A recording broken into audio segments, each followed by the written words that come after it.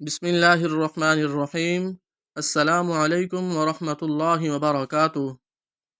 حضرت امام شافعی رحمۃ اللہ تعالی علیہ کی ذہانت۔ ایک دفعہ کا ذکر ہے کہ خلیفہ ہارون رشید اپنی بیوی زبیدہ سے مناظرہ کر رہا تھا۔ اثناء گفتگو زبیدہ نے ہارون رشید کو دوزخی کہہ دیا۔ ہارون نے کہا کہ اگر میں دوزخی ہوں تو تمہیں میری طرف سے طلاق ہے۔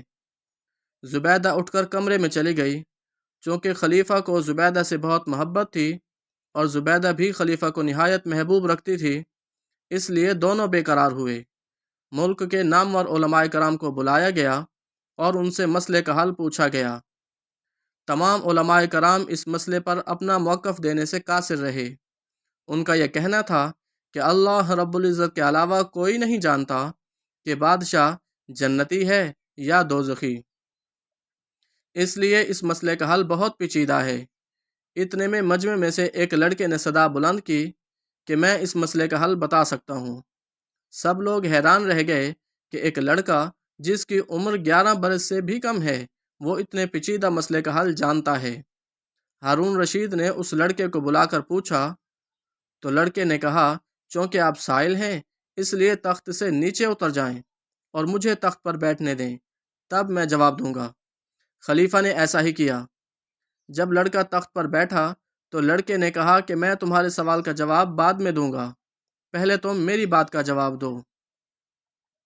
خلیفہ نے کہا، پوچھو کیا پوچھنا ہے؟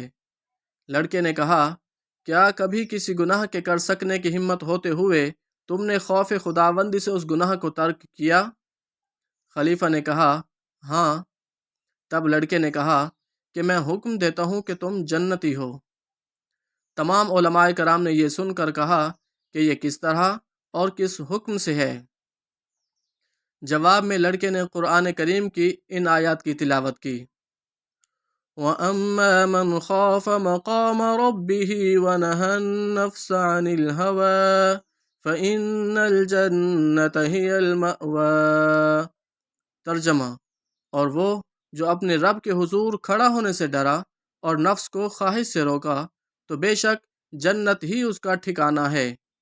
یہ آیات سن کر تمام علماء کرام آفرین کہتے ہوئے کہنے لگے کہ جب بچپن میں یہ حال ہے تو جوانی کا کیا عالم ہوگا۔ ناظرین، یہ کوئی عام لڑکا نہیں تھا، بلکہ یہ لڑکا بڑا ہو کر فقہ کا بہت بڑا امام بنا۔